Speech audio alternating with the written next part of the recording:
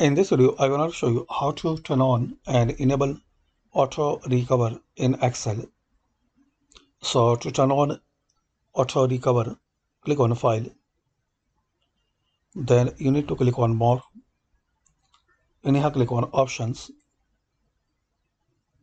Now click on Save. Here you will see the option Save Auto Recover Information every 10 minutes.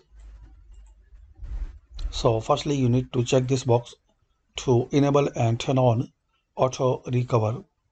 And here you can set minutes as you need, like auto recover,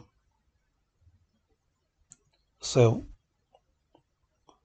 every 72 minutes. You can increase and also you can decrease, like maximum you can make 120 minutes.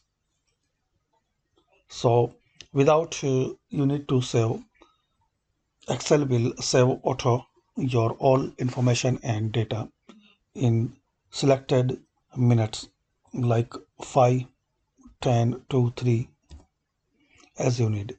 So that's it, friends. By this quick method, we can know how to turn on save auto recover in Excel program. Thanks for watching.